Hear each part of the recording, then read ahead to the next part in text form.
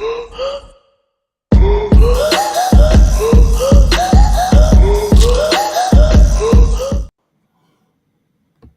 hello there, boxing fans around the world. Thanks for joining us once again here on Talkin Fight for another episode of Knuckle Up. And we do have the real deal in the house with us this evening. Yes. Thank you for joining us. Mike, Cedric, thanks for joining me. I will leave it up to you to take care of this fantastic interview with this fantastic boxer. Why don't you take it away, Mike? Definitely. So, ladies and gentlemen, we now brought him in the house. Paddy, the real deal Donovan is here, and we're going to give him a chat. So, Graham, we're going to let you get out of here. So we're just going to push you out like that and bring him in. And we're going to get this underway. Paddy, welcome. Welcome to the show, man. Thank you. Thank you. I know you're really busy, man. We've been working on this for a long time. We finally got it underway. Now we get to talk to you, man. Great performance the other night. Impressive win. You really showed that you are the real deal, and you're one of these next big things coming up in the boxing game. We wanna know your whole story, man. So why don't you just let us know what age you started boxing and how it went from there? I started boxing at about the age of 4 years old. My dad was a former boxer, and he boxed competitive for about 20 years. And then he retired in 2003, which I would have been 4 years old. And then, tagged along with him to the gym, kept working together since there on in, and continued our journey the whole way until the championship at 11 years old, where I won my first national title. Oh, wow. And it was 33 fights unbeaten at the time before I had a loss. And my first loss came in the disqualification in the national final the year following. Wow. Oh, wow. So, wait, time out. You had 30 fights at 11? From the age of 11 to 12 years old, 33 fights. Oh, 1 year? From 2011, 2012. Wow. So, lot of fights. So, Yeah. I was kept busy that season. So, I had a lot of fights by the age of 11, 12, 13, 14 years old. So I won 13 national titles, European medals and world medals. Harrogate Box Cup, which is Europe's biggest competition. I've won that twice in a row. So I had a very good amateur career, very successful career.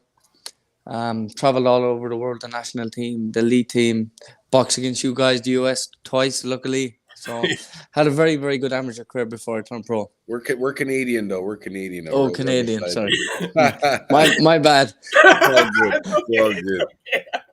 It's all good. It's all good. We all hate the Americans. No, not really. So who were some of your influence to actually get in the ring? I guess probably one of them is going to be your dad. Yeah, my dad, obviously. Then you had Andy Lee, was from Limerick City. Right. So he was a southpaw from the city. So he was a guy we looked up to. We had another professional fighter called Willie Big Bang Casey, which was he was European champion. He fought Rigondos, if you heard of him, Rigo from Cuba in the World Championship final. So he was a guy we looked up to as well from the city. And I looked up to a lot of great fighters coming up along. And my dad, obviously being one, kept me in the gym, kept me active, kept me busy, and we just kind of flourished from there. Did he influence you to get in to box, or was it you kind of did that on your own? Well, all my family boxes. My brother's a professional fighter also, 3-0. He's younger. Okay. My dad was a boxer. His brothers was boxers. So it was a kind of family thing, I just went with the flow. And before I knew it, I was in championship fights and loving the sport and thriving off of win by win, getting brought to different arenas, different events, and just enjoyed it as a young kid. And it just kept moving gradually forward until I became a professional fighter. Now I'm here. Did you find it hard to balance both your amateur career and, say, your academics at school? Did you find that difficult? At my school, they're very understanding. They knew from a very young age what my goal was. My goal was always to be a professional fighter, to be a boxer. A matter of fact, I think I've got a book right there where I read it at 7 years old. It was not only all about being a professional fighter. So my school understood there was days they actually let me off school that I'd be coming home late from training the following day. They'd pass me, and they changed my schedule in school also. From if I was coming home late, some days they wouldn't start my school until 11 o'clock. So they used to mix up the times. They were very helpful in my career, but they knew what my goal was, and they really backed me the whole way. So it was always going to be a boxer for me. I didn't have no other route. Right. Yes, you had a good support system coming up. Very, very good support system. Nice. So going pro, when you got that phone call that you were going to be picked up, top rank, correct? Correct. Yeah. What was that phone call like when you finally found out? Well, I was in the amateurs elite final, Mhm. and the guy I beat in the semi-final eventually went on to win the bronze in the Olympics. But in the final, I had a fight against a guy called Kermalai from Ireland, which a fight that we believed we won, and we should have got the decision. And Andy was commentating the fight on the night, and he said that I won, and I had the X factor to go a long way. So he was retired. He was finished boxing. He took a step back, and he seen the decision, and he obviously seen how heartbroken I was because my dream was to make the Olympic team. And he just came knocking at my door one day, and he said he spoke with my dad. He said, "Look," he said, "I'm retired. I'm finishing boxing. I don't plan to go back, but I've seen Paddy. I've seen there's something special about him, and I want to get back into boxing, and I want to train him." So obviously there was no ifs, buts, yes or no's. It was straight away. We got right to the point of being with Andy Lee. We just couldn't return that, so we couldn't refuse that. So we started working with Andy, and then a lot of promoters start coming. Top Rank came. I think Eddie Hearn came. MTK. There was a lot of promotions in the way. Frank Warren, and Andy sat me down. He said, "Look, that Top Rank Paddy has the best. They're the best promotional group in the world for bringing young guys to be a world champion." Right. And he said, "I nearly signed with them a couple of years, but a couple of years ago, but unfortunately, it never came true. But they are the best on the planet." So when he said it, I just went with the flow by going with Top Rank. So straight away, I went with Top Rank. That's excellent. Andy Lee, what kind of trainer is he? Is he like? Is he hard on you? Is it? He's very, like, you know what I mean. He's very down to earth. He's very he's a normal person. We speak a lot. He speaks me through things. He talks me through fights. He gives me a picture, even up against an opponent. He gives me a picture. He draws a picture in my head. Even before a fight, I know exactly how to fight him. Right. And we're similar fighters. He's tall, southpaw, rangy, good right hook, good left hand, good jab. So a lot of similarities in that way. So he just tones me up, trims little shots, just cleans me up and gets me right for fights. And every opponent that I fight, we come up with a game plan. We just work through camp exactly the way he wants me to, and every time it's working. How long are your camps usually before a fight? Well, this camp was about 6 weeks. 6 weeks. So I stayed in Dublin. I'm from Limerick City. So Andy's living in Dublin City. So I've been up there for about 6 weeks. 6 weeks for this fight. But I trained about 4 weeks before this with my dad at home. So practically about 10 weeks. This was the best shape I've ever been in. Wow. I took this fight serious. I had struggling. Had a very tough 2021. I lost a couple of members of my family. So I took that emotions and put it into positive energy and got myself in the gym and trained really hard. Yeah, you definitely did, and what a great performance! Do you feel that was one of the biggest challenges of your career so far in the ring? Yes, so far it's a big spotlight. You know what I mean? We have big time boxing under Josh Taylor's undercard, Top Rank looking on, Yeah, the world looking on, everyone ESPN Plus, Sky Sports, yeah, all around the world looking on. So there was a big spotlight on me. You know what I mean? So the opponent I was up against, we were expected to beat him, but in a fashion that we're really happy the way it went. From round 1 to round 6 was absolutely perfect. Didn't get hit. Landed some very big shots. The fighter was very tough, very compact, and it was very hard to break down. But eventually I got to him and finished the job in the 6th round. Definitely, he was hard to break down. I noticed he was really tight in the beginning of the match, and it took you really opening up and letting a flurry of your punches go to. And I also noticed that you were playing the angles to kind of see what you could do to get him to open up more and more. And by the time you were into the 3rd round, you really had it figured out. Yeah, that was our game plan. Andy said, "Look, he's Paddy. He's going to be very tight. Keep tight defense. It's going to be hard to break him down. Most important thing is jab. Your jab will break him down. The jab will set up the left uppercut, the right hook. We worked a lot in the right hook behind the glove to his ear. Would you believe it? In camp, Andy told me aim for that shot, and he said he's going to be tight right in front, so aim for around the side." And it's funny because we planned to punch his ear. That was our plan in camp, and I exactly did that, and it ended up being the punch that actually stopped him in the end. Yeah. So what happened? Like, what did the ear split or something like that? We believe he got stitches next morning. We seen him in the elevator, and then he told a couple of guys from the Top Rank, I think, that he also busted his eardrum. So. Wow, what a great performance. Now I'm assuming that's the same thing, like the way you guys planned that punch. for your other fights too. I got my other laptop here with some of your highlights. I got one Yeah. with Jose Luis Castillo when you dropped it when you went the high low, boom, and then dropped Left hand to the body. Yeah. Oh yeah, that was beautiful. I love body shots because I always say, especially dropping someone with a body shot, like you have to sit down, you have to take more risk because you have to get closer to the person and aim lower, which leaves yourself open. So it takes a high skill level to land, just to land a body shot, let alone sit down and land a devastating one that's going to drop the person. So, that really shows your high skill level. I just wanted to point that out.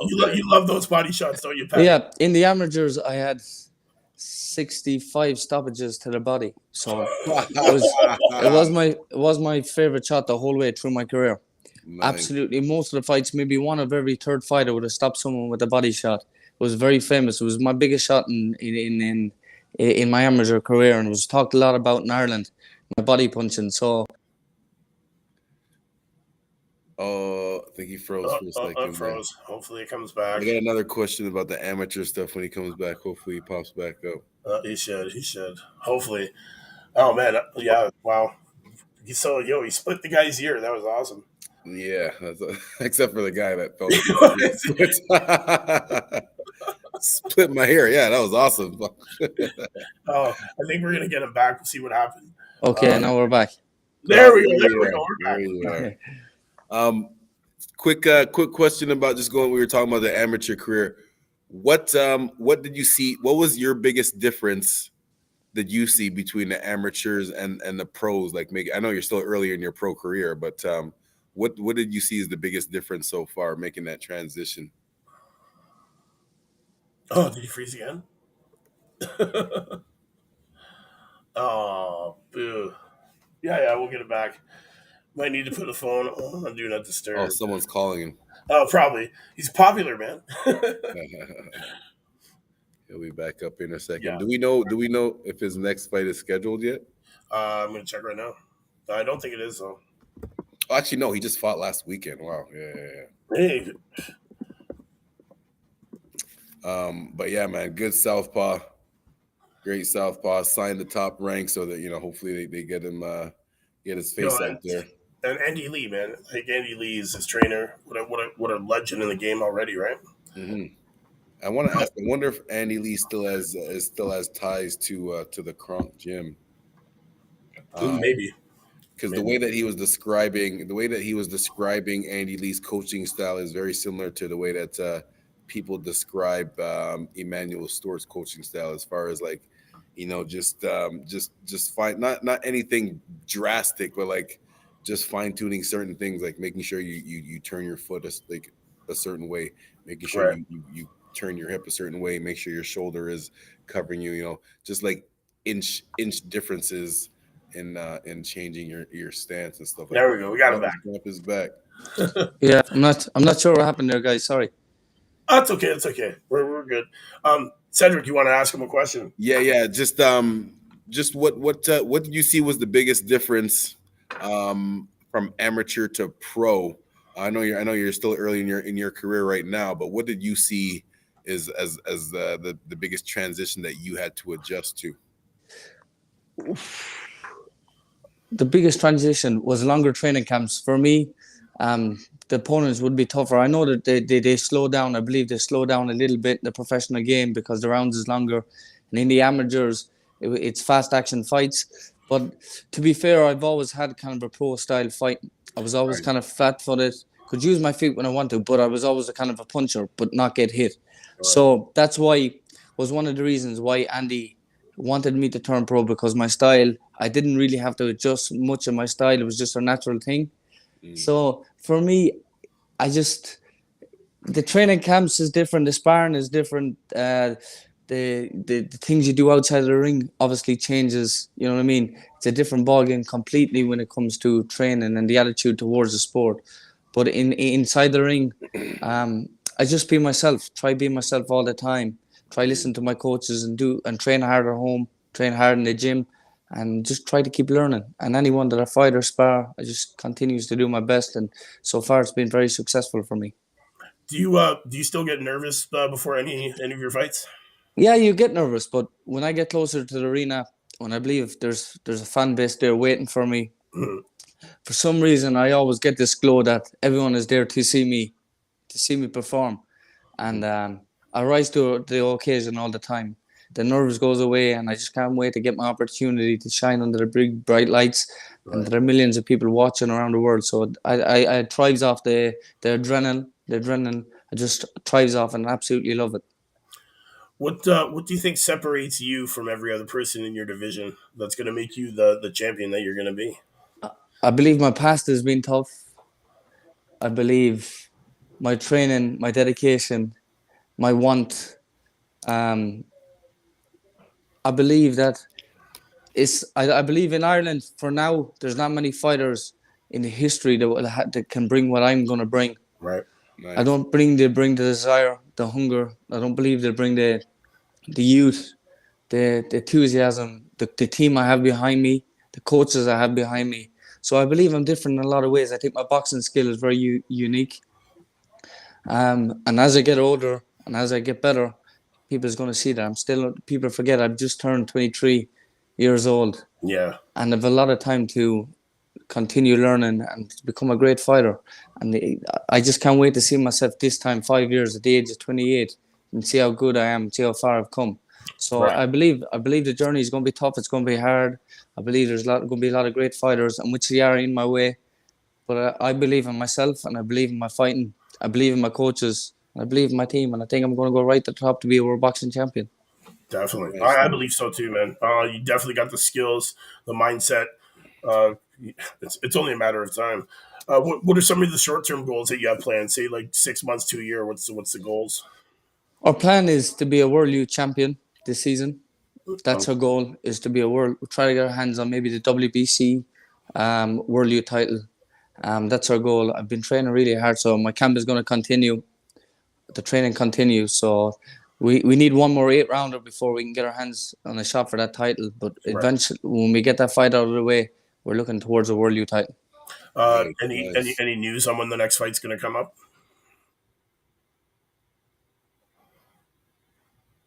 Oh, froze again. No, froze again. No, it's okay. He'll come back in a sec. I had a question to ask him about just about his. I didn't realize how young he was until he said, and I see man. It's in the chat there because the same thing I said about Shakur Stevenson, I could see that Paddy Donovan, his skills are more mature than his age. Definitely. Some of the advanced things that he's doing. So it made sense for him to Andy Lee, for his coach, to say, he might as well turn professional, because you could definitely see the advanced skill level, mature skill level. Definitely. Well, we'll get him back here in a second. We'll continue our conversation. Did he say he did have something scheduled or no? No. Well, he was about to get back and let us know. Yeah, man, but he has nothing scheduled as of yet that I can see of. But he did just fight on Saturday, so that'll be nice, man. Come back. He wants to. They already, they're putting him on. He's in his 8th bout, and he was on an undercard of a big show. Of an undisputed championship fight. So that's good for him. So I'm assuming it's a partnership between MTK Global and Top Rank, right? It's not one of them exclusively owns him, because they're both the same. He's signed to Top Rank. He signed to Top Rank. Yeah. Okay.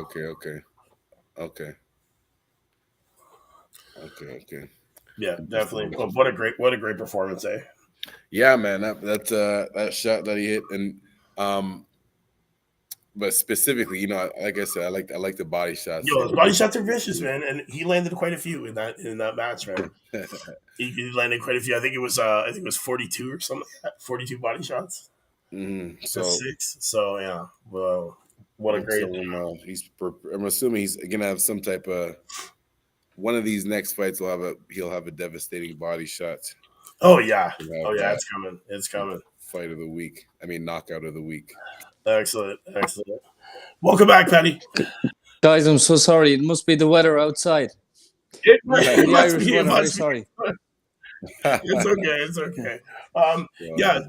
Have Have you got any fights lined up as of yet? Like, do you know if you're going to be fighting soon? I know you just came off this fight this Saturday. So well, Top Rank did come calling right after their fight, and they said that they're trying to get me stateside to New York.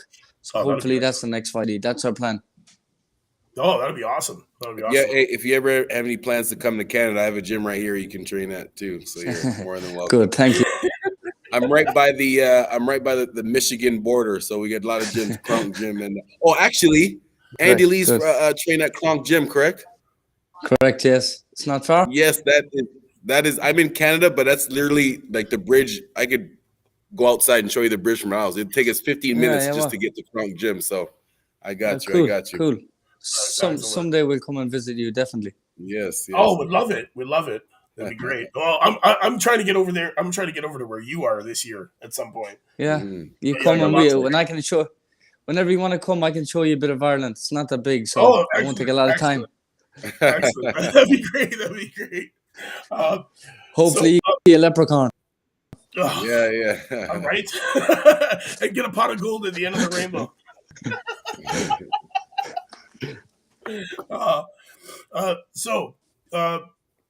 You want to be feared or do you want to be loved in your career? Yeah. So again, I want to take my people. The support that I have in Ireland, I want to give them something to enjoy, something to take away from tough life, and give them that little bit of hope. I can bring that to the ring, and give them some delight, give them something to enjoy, and see this kid came from a very tough place, go far, and do well for his country. To date, what do you think one of your greatest accolades is? Well, you're either pro or amateur. Right now, I believe professional. I absolutely love the game. I'm enjoying it so much, and I've got so much adrenaline when I think about boxing. I absolutely love it. My brother's fighting in 2 weeks' time. I'm supposed to be resting, but I'm going to give him a hand in his camp, and I just can't wait to get out tomorrow and start training again and be back in the gym. That's awesome. Do you take a lot of time? Well, I mean, again, you're still early in your career, but do you take a lot of time off in between fights, or do you try to do your best? Not to, obviously, you got to be careful to overtrain yourself, but I get rest, but I get that itch to do something. You know what I mean? I do get rest. I usually rest after fights, but I just can't get boxing on my head. You know what I mean? So I don't ever switch off from the game, and I just can't wait till a week or two passes till I'm back in the gym training. Oh, that's awesome. That's good. Awesome. That's good, and that's something that you can't teach, because that's the one thing with a lot of talented boxers, that they're talented and don't feel that they need to put in the work. But when you got a talented boxer that's willing to put in the work, it's a very good combination. Yeah, but I know I've got. Sorry, I know I've got things to work on, and I know I've got things to improve on. You know, there's obviously faults that we're trying to correct, trying to get to be perfect. It's tough. It's going to be a tough road, but we're trying. And the only way for me to accomplish that is keep in the gym, keep training, keep listening to my coaches. Yeah.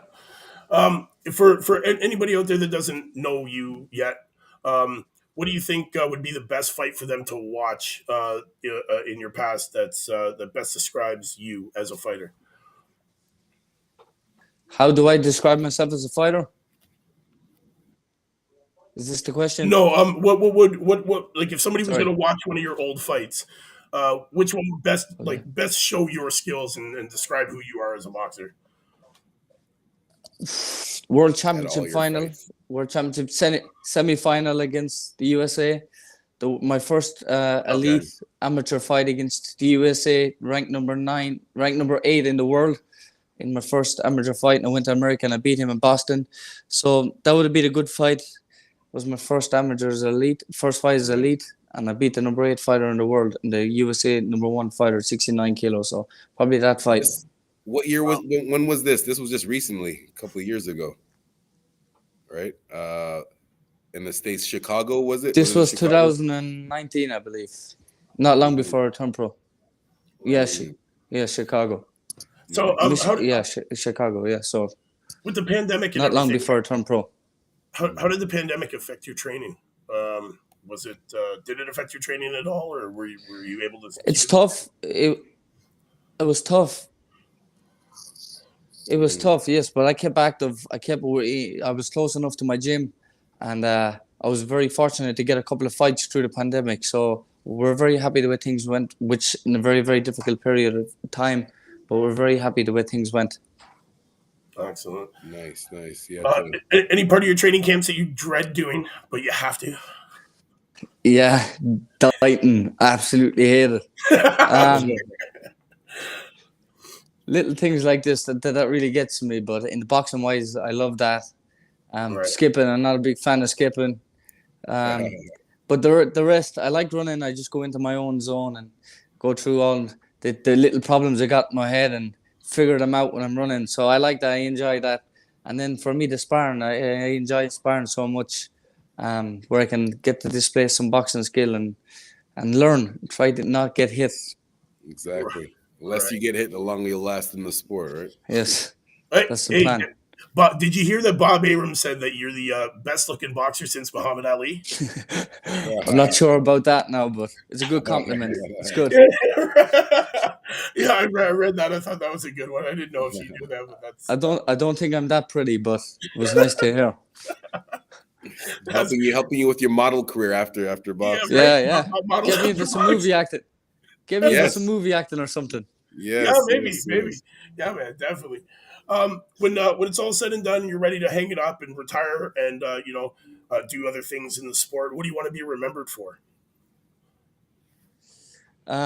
This guy that came from Ireland became the greatest fighter ever that came out of this country.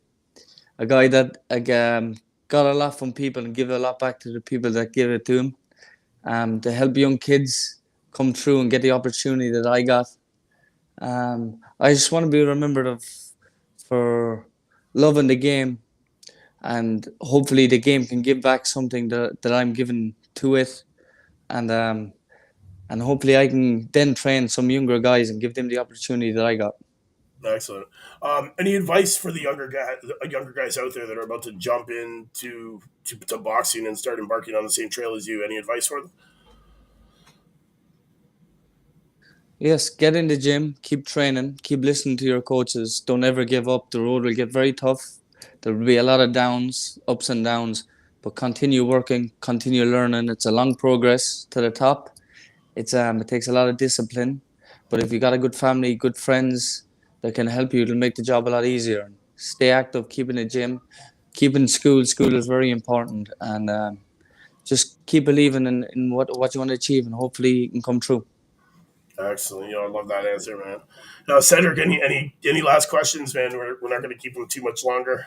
No, man. Just keep doing your thing. Make sure you stay focused, and I'm looking forward to seeing one of your body shot knockouts. That's what I'm really looking forward to, seeing a body shot knockout. Hopefully, the next time. I'll think of you the next time. I promise. Hey, and then we'll have you back for our Knockout of the Week award, and we'll award you that. So yeah. We do that every Sunday. We do that every Sunday. So okay, hopefully, I need to pick up a few of them awards. Yeah, definitely. All right, Paddy, just stick around for a sec after we sign off so we can thank you. But to all the Talkin Fight fans who tuned in today to Knuckle Up to see this great interview with Paddy the Real Deal Donovan, I told you guys we'd have him in the studio. Thanks for tuning in. You know what it is, man. Mike Orr at 4, my man Cedric Ben in the den. We'll see you tomorrow, same time, it's same channel, New Prospect. Paddy, let people know where they can find you, any social medias that you have. Let people know where they can follow you, find you. Oh, it looks like he froze again. Yeah. It's okay. That's all right. The Real Deal. Find him on social media. Paddy the Real Deal Donovan, man, on Instagram. That's where you can find him at for sure. He's got lots of things you can see there. But yes, to all the fans around the world, thanks for tuning in to this great episode of Knuckle Up with Paddy the Real Deal Donovan. We'll see you tomorrow. Same time, same channel, New Prospect.